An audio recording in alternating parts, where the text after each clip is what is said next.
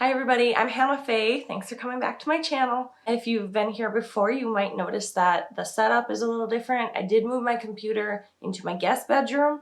I also got new lights. The area I was in before was really open. This is more of a closed area, so hopefully the acoustics, the sound sounds a little bit better, and hopefully with the lights and whatnot, I can give you better quality content. Today I want to talk about my experience as a woman working in a STEM field. Now, just to be clear, these views in this video are my views, I don't speak for every single woman that's worked in a STEM field.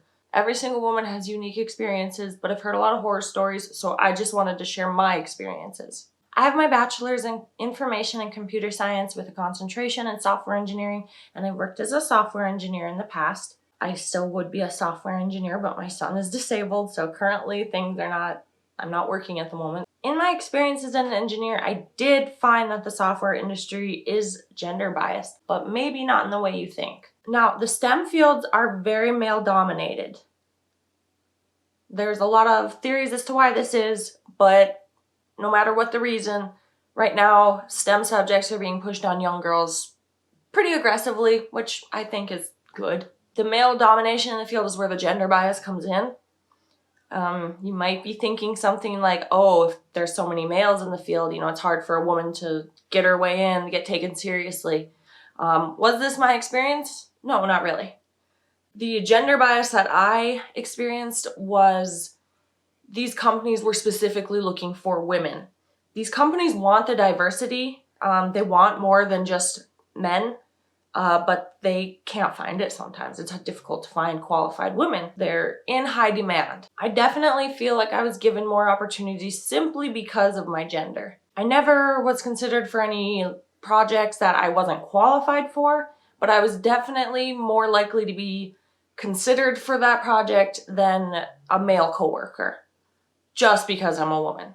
I used to work as a consultant for a software company, and the companies that we worked with would pretty much handpick who they wanted to work on the projects with, but we still had to interview for these projects, and a lot of times they would just pick me and the person that they think would be the better fit, and then they would interview us both, hoping that I would be the person that they wanted me to be, just because I was a woman and they needed a woman on their team. When I met the vice president of that company, I remember she really stared at me, almost as if not in a mean way, but more like a pleased, surprised way, like she was really happy to see a woman there.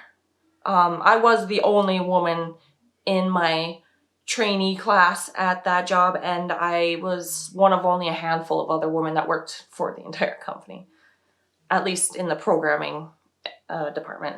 I'm not sure if my company was just progressive or what the deal was, but I've heard of a lot of horror stories from other women that I was so fortunate not to ever experience. I know a lot of women have the issue when they speak their mind really freely or are a little bit more aggressive. They're often labeled bossy or bitchy, and they can often be told to tone it down and don't be so aggressive, don't be so outspoken. This did not happen to me, and I don't think that this happened within my company at all, because we were trained to really talk ourselves up. We were told, never be humble and always, brag about your accomplishments. But we were also trained, how to talk ourselves up, and it reads very much like a LinkedIn profile. Basically, we were supposed to just brag about our accomplishments and back them up. All the buzzwords that you put on a resume, oh, I'm organized, I'm ambitious, I'm goal-oriented. They would be like, okay, cool, but how are you organized? You need to provide some sort of evidence, which was a really good skill to instill in us, I think. First of all, it makes us confident. Second of all, it reminds us of the accomplishments that we've already completed and that we are accomplished and professional people. All of my male coworkers were very professional, polite, nice, smart, driven. I can only say good things about them. Nothing bad ever happened between my coworkers and I. I never experienced any sort of harassment. I never was looked down on or told oh, you don't know this because you're a woman or anything like that.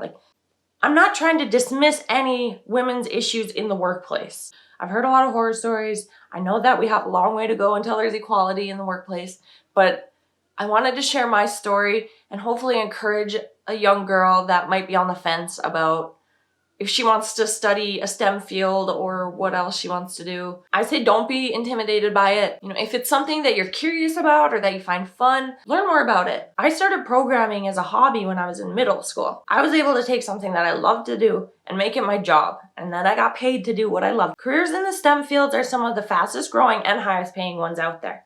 I made really good money right out of college. I just hope that this video will hopefully encourage some women that maybe never even considered these kinds of fields, but just know that you can do that. So that's all I have to say. If you have had any experiences, good or bad, in the workplace dealing with gender, let me know in the comments. I would love to know. I'll see you guys next time. Bye.